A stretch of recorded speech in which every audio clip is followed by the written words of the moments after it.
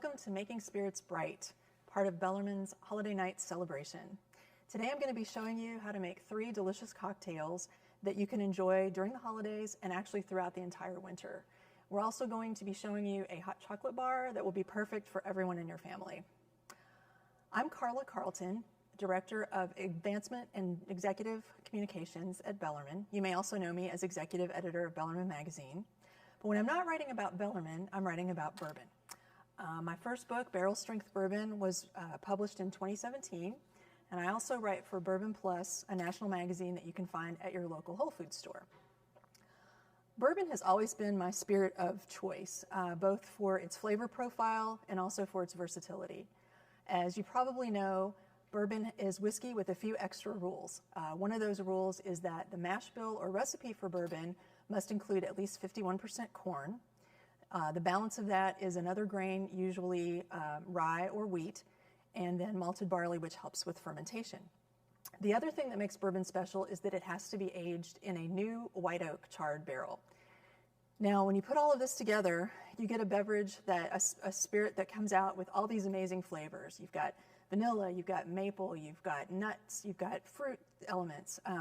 So it's really delicious on its own, but what's great for us is that it also plays really well with others, so it makes an amazing cocktail. You can enhance the flavors in the cocktail with the variety of ingredients. Cocktails have gotten really fancy lately. I think some cocktails can be super fancy, too fancy, to the point where you can't really taste the spirit, which of course is the point of cocktails. So, especially since we'll be making these at home, I decided to do some riffs on 2 very classic cocktails, the Old Fashioned and the Manhattan. We will start with the Old Fashioned. So the Old Fashioned is probably the first cocktail that was ever made. Like a lot of things in bourbon, nobody's exactly sure who invented it. Louisville likes to lay claim to the idea that the Pendennis Club here in Louisville invented it, and they celebrate the Old Fashioned at a special festival. So that's great. What we do know is that the earliest recipe for any cocktail in the early 1800s, the earliest that was written down, defined a cocktail as a drink with a spirit, a sweetener, water, and bitters. And that essentially is what the Old Fashioned is. By the 1850s, bartenders were already, making these super fancy cocktails, and a lot of people would come in and say, no, I just want, an Old Fashioned cocktail. And so that, to me, is probably the most likely way that this cocktail got its name. So what we're going to be doing today is we're making a riff on the Old Fashioned, which again, we're going to be using a spirit, we're going to be using a sweetener, we're going to be using the bitters. Instead of water, we're going to be using maple syrup. This will take the place of the water and the sweetener. And you can do this, the Old Fashioned is great by itself, but it's also really adaptable, so you can use lots of different things. I was going for something that would be a wintry feel to it. So for our bitters, we're going to use black walnut bitters. Now, what are bitters? That's a good question, I'm glad you asked. Bitters are a flavor additive that are made from putting herbs, botanicals, it can be nuts, flowers, leaves, into high-proof alcohol, so think about Everclear or vodka, and they're allowed to macerate or basically marry the flavors together for days or weeks, and then the manufacturer will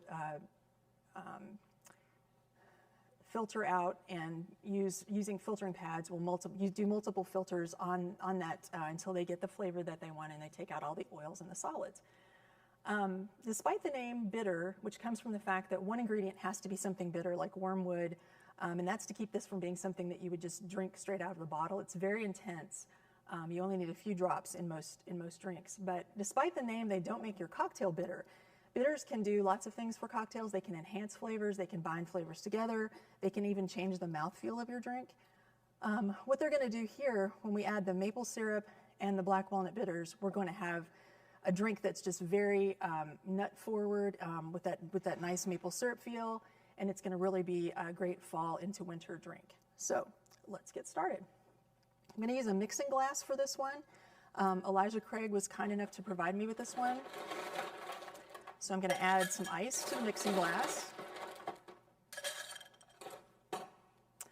And I'm going to make enough for 2. I think the recipe that is on the website is enough for 1, so I'm doubling that.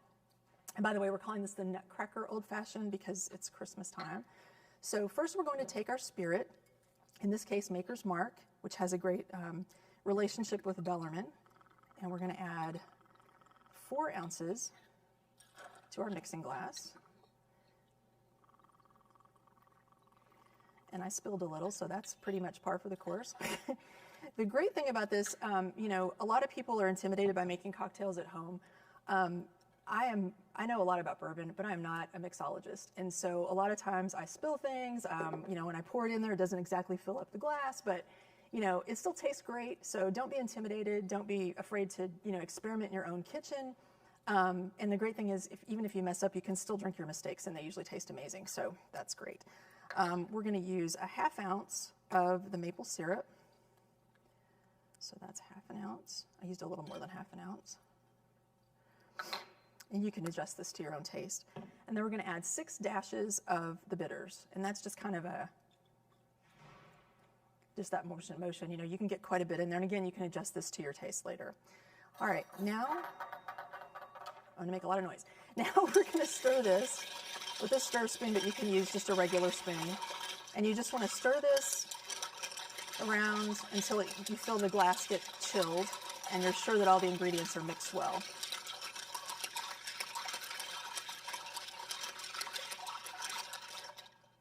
Okay, we're going to say that's good. Now I'm going to add a little more ice to the glasses. You can use 1 big ice cube. You can use a few ice cubes. The advantage to 1 big ice cube is it doesn't melt as quickly, but a few little ice cubes are great. Another great thing about cocktails is that bourbon also by definition must be at least 80 proof, which means 40% alcohol by volume. And so a cocktail is a great way to enjoy the spirit in a more diluted way so that you don't overdo it at the holidays. All right, so now we're going to strain that into this glass. I'm going to strain it into this glass. So there's room for making sure there's enough for the 2 people. Okay, isn't that pretty? That's a really pretty color. And then we're going to garnish this with just a slice of orange peel. Again, I'm not super fancy with garnishes, and you really don't have to be because what you really are going for is the flavor. So we're going to cut this off. We're going to twist it a little bit to release those essences there. Maybe wipe the rim a little bit too, and then drop that in. The main reason to use a garnish is that it, as you approach your nose with the drink, you're going to get that orange essence, and you'll already be anticipating it before it even gets into your mouth. All right, again, we're going to twist that. And there is your Nutcracker Old Fashioned. Now, you may think, she didn't say anything about muddling fruit in this thing. I didn't. There are various recipes for Old Fashions. A lot of people do muddle fruit. I prefer not to. I think that's overly complicated. And also, if you over muddle or smash your fruit up, it sometimes can give it a bitter note. I've also been to a place where they added soda water to the Old Fashioned. I only went to that place once. You know, I'm kind of a purist when it comes to Old Fashions, and I don't think they didn't use soda water, and I just think, you know, there's no need for that. So this, I think, is a perfect Old Fashioned, and it'll be really great for those, you know, cold evenings when you're sitting by the fire. It smells great. I'm sorry we don't have smell-o-vision here, but that's our Old Fashioned. Okay. Now we're going to talk about Manhattans.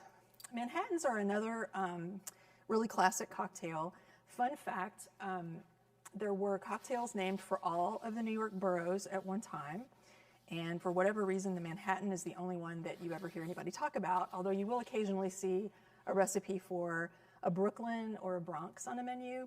I don't remember right offhand what's in those, but I do think that was interesting, and I'm not sure why Manhattan is the only one that remains, except that everybody who lives in Manhattan thinks it's the greatest place in the world, so that's probably why. But we're going to do 2 variations on the Manhattan. Now, a Manhattan traditionally is made with a spirit, whiskey or rye, sweet vermouth, and bitters. Vermouth is fortified wine, essentially. If you want to make a perfect Manhattan, you just make it better. No, if you want to make a perfect Manhattan, you use half sweet vermouth and half dry vermouth. But we're just going to be using the sweet vermouth today on our first cocktail. And that, actually, we're going to do that. We're not going to use, yeah, we will. Okay, we're going to do something called the Butterscotch Drop Manhattan. Now this is super sweet because it doesn't have the bitters at all. So it's delicious, but I just want to warn you that it is delicious. And so it's deceptively powerful drink. So if you're going to have these, make sure that you aren't driving anywhere. Of course, who's driving anywhere now? But just make sure that you're aware of that because it does pack a punch, but it's really sweet. It makes a great dessert, after dinner dessert drink. All right, so for this drink, I'm going to use this shaker, which is a new thing. It's called the Elevated Craft Cocktail Shaker. And it's I just bought this on an Indiegogo thing, and it's really interesting because it has the little strainer here, but the cap, which sounded terrible, the cap is fixed so that you can measure with it, so you don't need a separate cocktail measurer. So if you see that on the shelves, it's kind of a cool thing. All right, so we're going to start again with 2 ounces of bourbon, and in this case we're using Woodford Reserve. And it would be great if I could see that. And we're going to put that into our shaker. And then we're going to use 2 ounces, where did they go? 2 ounces of butterscotch schnapps, which are really delicious and smell great. And then 2 ounces of sweet vermouth. So this is a pretty easy drink to remember the measurements for because it's just the same 1-to-1-to-1 ratio of everything, so you can scale up or down. All right, and now we're going to add some ice to this. We're going to knock over our drink. See? Messy. It's okay. I'm going to be like Julia Child, and we're just going to drink it off the floor. It'll be fine. Maker's Mark. Get out of the way there. Okay. All right, and then we're going to put the lid on. Make sure it's on there tight, and then we're going to shake this.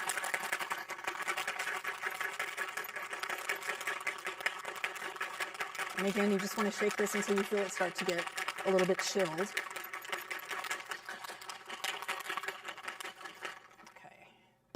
And in this case, you just screw out this top. And we're going to put these in martini glasses, which are nice and festive. So there.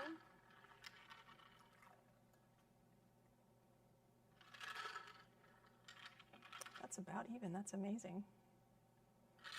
All right.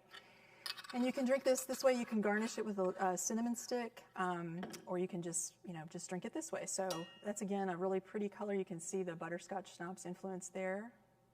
All right. Let's see. Yep, it's delicious. You always have to make sure, I can serve this to someone without testing it. All right. Now you may wonder, do I shake this or do I stir this? And, some people say that James Bond destroyed cocktails because he was like, I want this shaken, not stirred. There's no real hard and fast rule for whether you shake or stir a cocktail. The general rule is if you have only spirits in it, you should stir it, because if you shake it, it'll kind of foam those up, and it'll cloud them, and you want to have a nice clear color like we see with our old fashioned. If you add anything else besides spirits that you shake it, especially if you're going to add citrus or jam or something like that. So we could stir this next cocktail, but we're going to shake it anyway because it's fun. So. All right, our next cocktail is the Good Night. And again, to all a good night, drink a few of these and you'll have a good night. We're going to use the Woodford again for this one, and you could use any bourbon, though, of your taste. In fact, you can use some rye whiskey if you'd like. The Manhattan, as I mentioned, was traditionally a rye drink. Rye is going to make it a little spicier, which might play nicely with this coffee liqueur. I would not recommend rye for the butterscotch one we just made because it's just not going to balance out as well. But you can certainly use it for this one. You can do whatever you want. You can try it and see. So we're adding 2 ounces of sweet vermouth.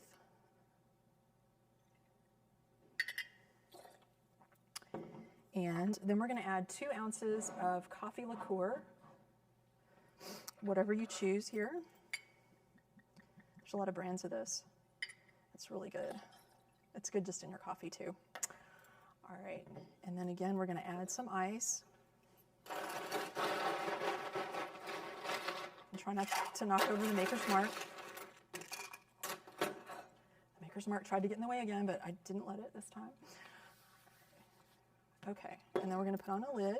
And we're going to shake. And this one's going to go, these Boston shakers, I don't know if you can see this, but it's splattering everywhere, but you just got to hold on to it pretty tightly. And you can see this one's getting more of a chill on it so that you can tell when it's chilled. And let's see, we have our other glasses here. Let's mop this up. It's unsightly. Okay. Normally you'd be doing this in your kitchen or something probably, though, and not on TV, so it's fine. And then we're going to strain this into our glasses.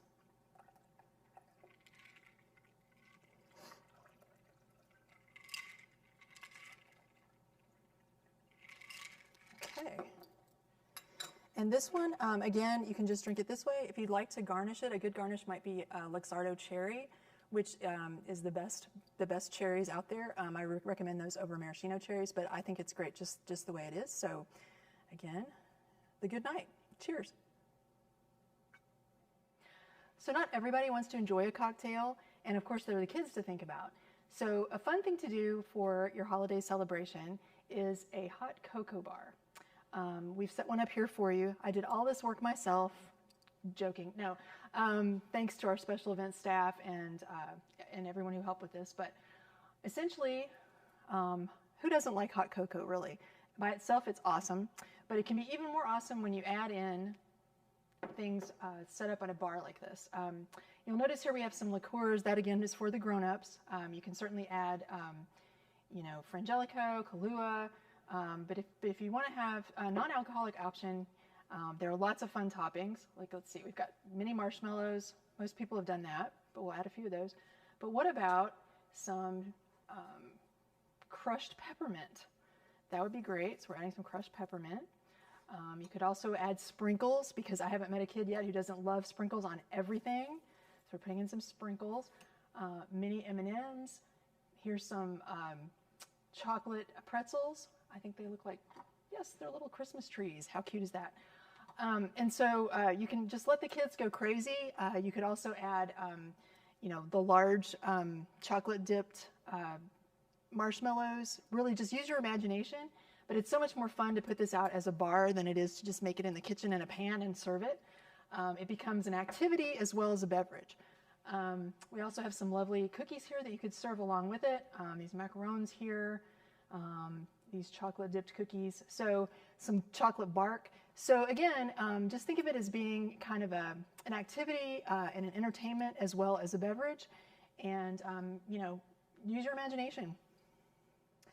Well, I hope that these ideas have given you some inspiration to help make your spirits bright this year. I know this has been a tough year for everyone, and I want to thank everyone out there who has continued to support and encourage our wonderful students here at Bellarmine. And so from us here at Bellarmine to you at home, have a happy and safe holiday season. Cheers.